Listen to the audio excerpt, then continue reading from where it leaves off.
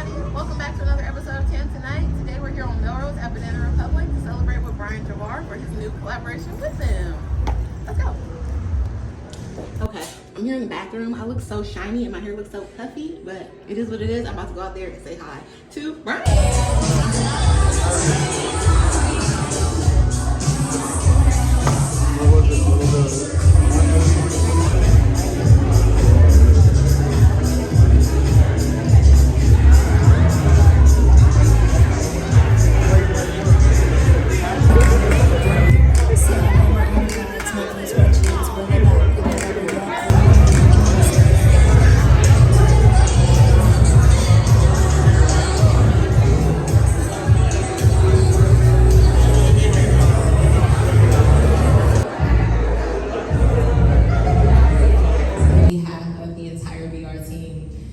Not only are we inspired, but we are just incredibly grateful for you in this partnership. And I can't thank you enough for being present with us.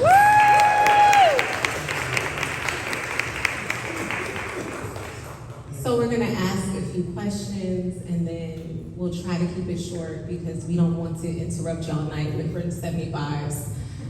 So we'll keep it short, but I do want to get started, and just for the crowd and everyone who may not know you and know your background and know your history, how did you get started? Who inspired you to get into the world of fashion? I got started at a very, very early age. I was raised by a single mother, and back in 1993, she wanted to go see What's Love Got to Do with It, and my two sisters that were the babysitters wanted to go with her as well. And watching that film with Angela Bassett changed my life at the age of 4. I remember seeing the French dresses, the polka dot tops and things like that, and I remember being like, what is that? Why do they look so different? What does her hair look like that? And I remember getting on my family's nerves, and they were like, that's fashion, that's style. And I remember going home, and the closest thing that I saw to that was In Vogue, where the silhouette, the sexiness, very timeless moments. And at the age 4, anybody that knows me knows that that was a very defining moment for me that changed my life of being a visual person, wanting to dress women with bodies, women with stories, and that was something that changed my life. So in elementary, I would be selling jewelry to the teachers for $3.95 plus tax and Ziploc bags. Not knowing what tax was, but I knew when my mama went to Savon's that it said plus tax.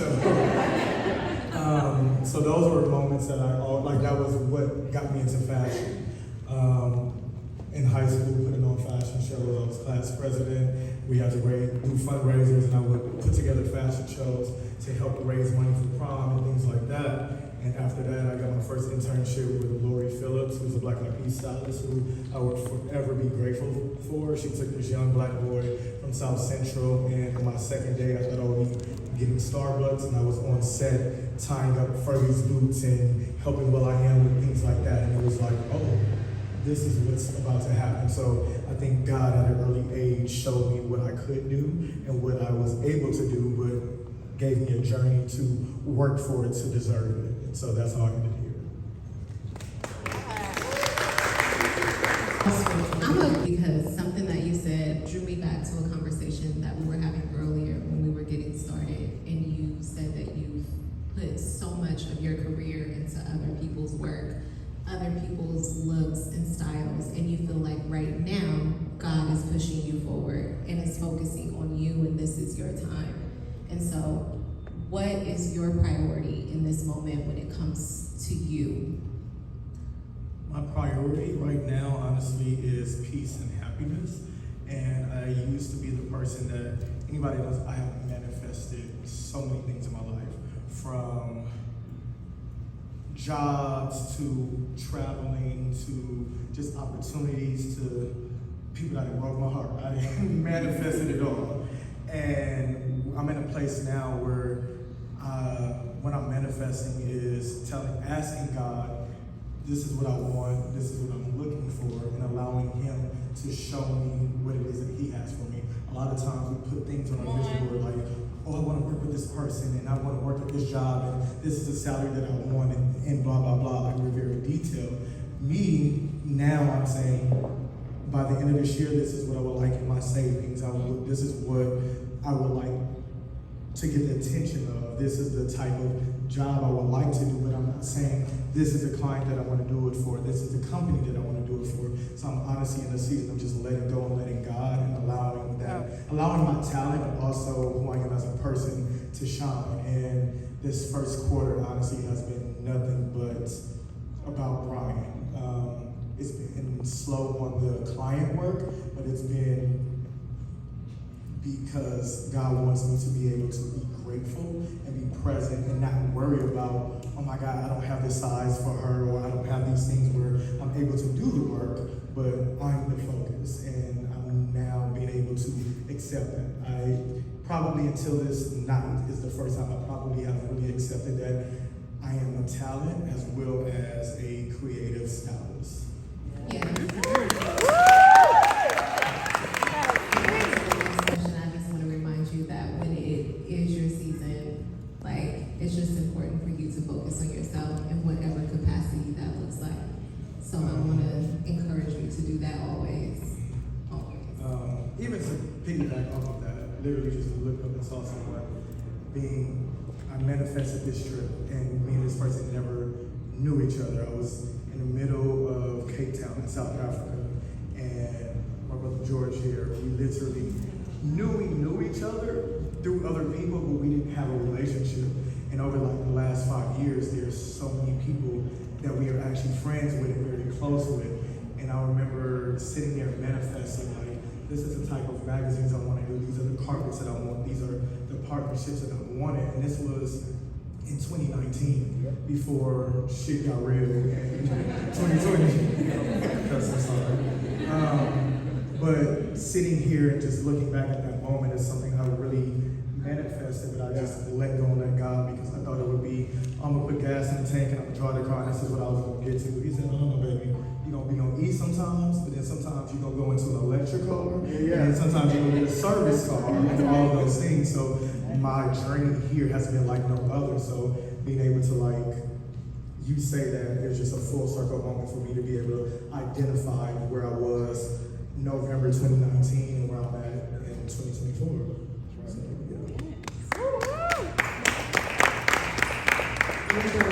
Curveball at you.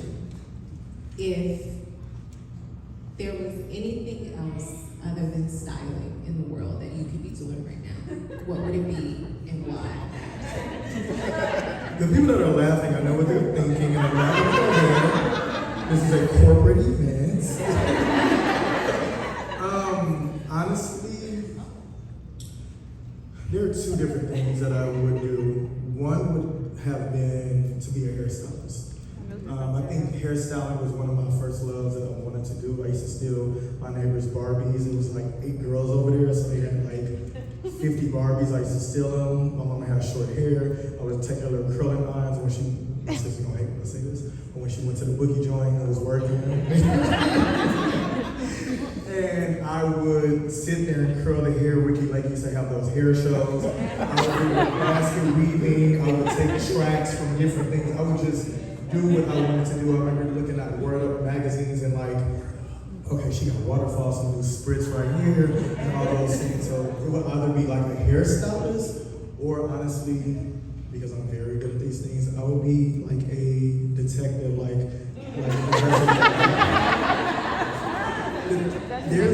I don't have to look for stuff, it just comes to my doorstep. And I really think that I would be one of the greatest detectives in the world, because my uterus is telling me. No, it would be a detective, because there's things, I don't even have to search for it. Some people are good at looking at stuff. I would literally just sit back and it just comes to my doorstep without me asking, and that's just in favor of God a lot of times. So I think a detective would be like a hairstylist detective. Not being like working in the shop, doing the day, and at nighttime. Bye. The salon in the front. Yes. Paper cab, luxury. Yes. Okay, so we're somewhat in the midst of award season. Which awards shows are your favorite to style, and why? You know what's crazy? Before I got to award season, there were certain things I'm like, oh, I can't wait to get to this, and blah, like, this is the award show, I want to do this, and I'm gonna be very transparent right now. I'm gonna be very transparent. I remember I had an opportunity to style someone for the Oscars, and it was my biggest moment that I thought it would be of where God would take me. This is as a stylist you work to get to this. It's Oscars and Met Gala. And the Oscars, it was a moment, I had custom dress made, months made, great connections. And the morning of, the client decided to go with something that was not styled by me or styled by anybody. And it was something that was a personal thing for them. I was devastated. I remember sitting at I don't even cry. I was at the W Hotel sitting in the corner in a fetus position, like somebody just stole my bike. And I was like, I got here, but this isn't what I thought it would be. And I was able to take away putting the heaviness of, oh, this award show is gonna be this is gonna be that.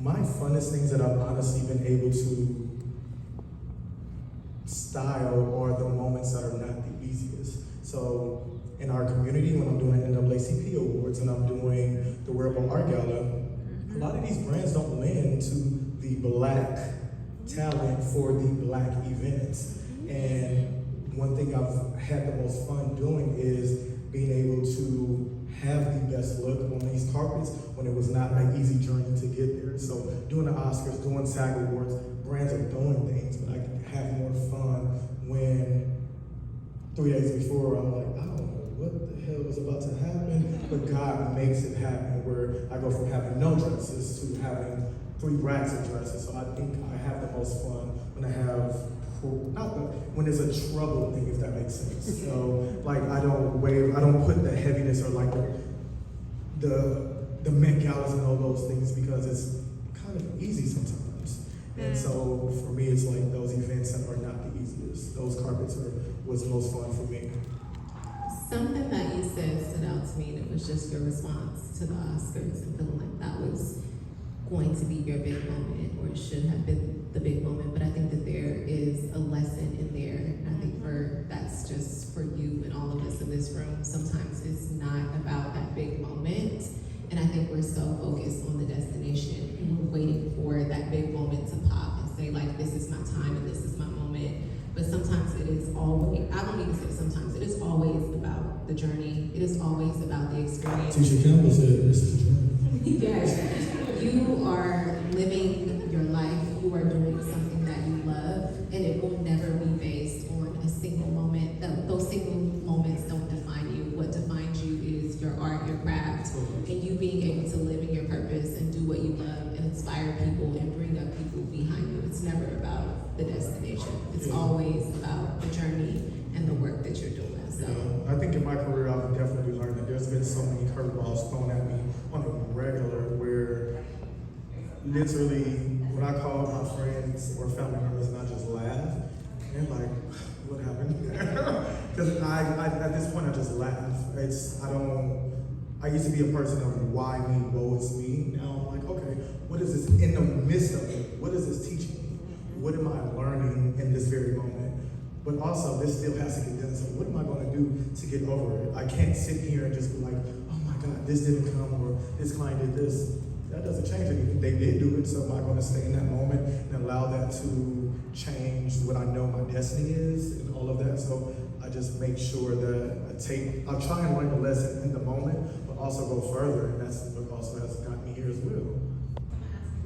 a really hard question.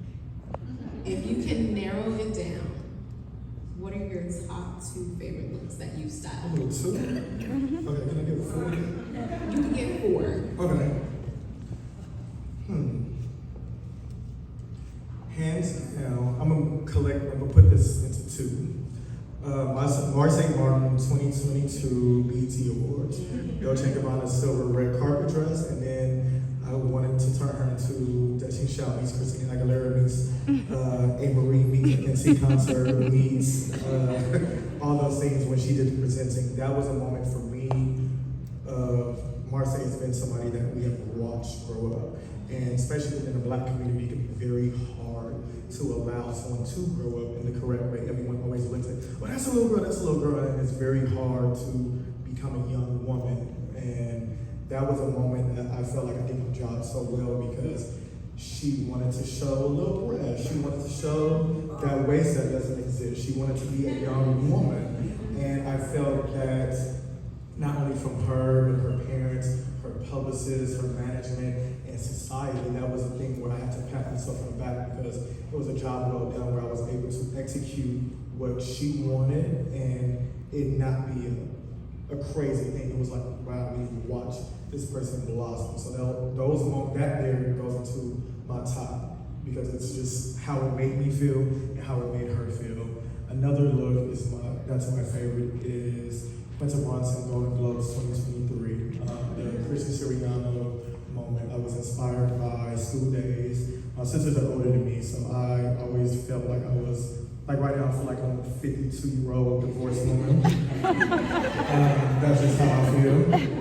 So I've always been into things that were just ahead of my time. So school days has always been something that I was into. So the scene where they did the talent show with Tisha Campbell and Jasmine Guy, that's something that's always been inspiration of mine. And I'm like, those women were size 2 and 5'7", and Quinta is 4'11" and like a size 6'8", and so I wanted to be able to show that short women can wear volume, they can wear halter, and they can do all of these things and not just show us like, a split or things like that. And that moment was just phenomenal. It was a custom look from Siriano, and it was a beautiful partnership amongst us all. That was a moment that I will always remember. We had a great fashion journey, but that one was when she stepped on that carpet. It was like, oh, this is what He Got Money is doing now. So that was a great moment. Another one for me is Saweetie and the Best Friend video with Doja. There's a moment where she has on this Dapper Dan custom Gucci look, and I don't really toot my own horns all the time, but I actually designed the look for Gucci and submitted it to Gucci and Dapper Dan. Woo! And also, I don't know why I'm looking at the ground when I'm talking. You're doing great. I need to look at y'all. Okay. But it was Dapper Dan's last custom for Gucci, and I didn't even know. And I was inspired by what got him the partnership with Gucci back in the day when he made the Louis Vuitton puffer sleeve when he was working in Harlem in like the basement. And so it was a look, I wanted something for one video, it didn't work out. And then I hit them again, and they were like, we're trying to figure it out. And I submitted this look, and Dapper himself and Gucci were like, oh shit, like this is amazing. And we did it in a very unconventional fabric, and we did a jacket, did a top, did a shorts, and did boots, and that is one of my favorites because it's Dapper is somebody that has been a very, very, very great person in our community and has shown us inspiration of like keep doing you and be part of the culture, and the culture will come back and grab you and take you where you need to go. So we're claiming you at Banana, but if there's Gap people in the room, It's all one family. It's all one family. We know that Gap is part of Gap, so.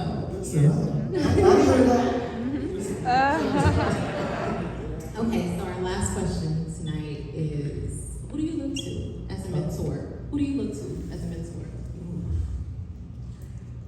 That's a trick question because usually I have different mentors. There's some mentors that are people that have come before me in the industry, and then there's some mentors that are my friends that I just look to for spiritual inspiration. So two of my main mentors that I look up to is Eric Archibald and June Melrose.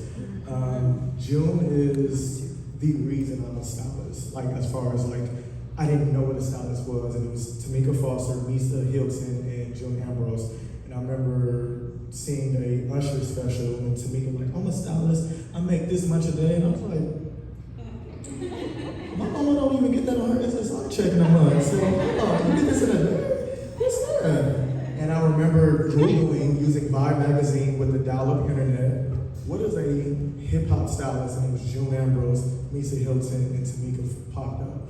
And June has been somebody I've just always been connected to with her work. Like everybody I'm sure knows who June is, and it's been one of those moments of, okay, I love her work, and God has blessed me to be able to not only look at her as a mentor, but also look at her as a friend. Like, I got a text message today of June asking me where she can get something and helping her with something. And I'm like, is this really like what life is, where someone that I used to look up to from afar is now in arm's reach, someone that I can talk to, that I can fellowship with, that has helped me, and also I'm in a space now where I can help her in ways because she sees my talent and she sees where I am. But I also have friends that I call on a daily, Fulani, and who is a mentor to me, where I can be going through a storm with somebody that helps me be able to look on the other side of things and understand those things. So for me, mentorship isn't just always people that are maybe in your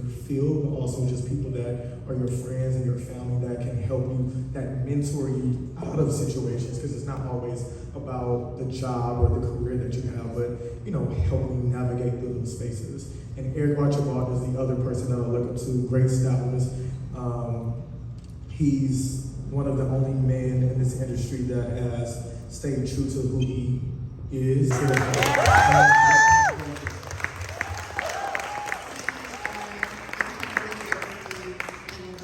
This is just the beginning of amazing work in partnership with BR. So we're grateful for tonight. And we're absolutely incredibly thankful for all of you who are here and are present with us. I want to encourage you all to shop and just enjoy tonight. Have more First 75s because you deserve them. And thank you for being present tonight. Thank you. The Republic is donating $20,000 to charity on my behalf.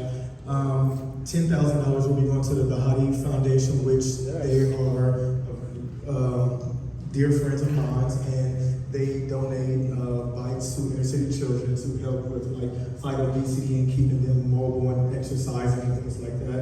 And the other $10,000 is going to RGB Henson's Foundation to help raise awareness with mental health in the Black community, where it's not such a stigma anymore, and offering free sessions to people. So these are very, great charities that are very near and dear to my heart. And I'm just grateful for Banana Republic and to Alex and to Tyler for helping me with this. Like, it's such a beautiful thing, and I'm just grateful to be able to have a light and shine. So thank you guys.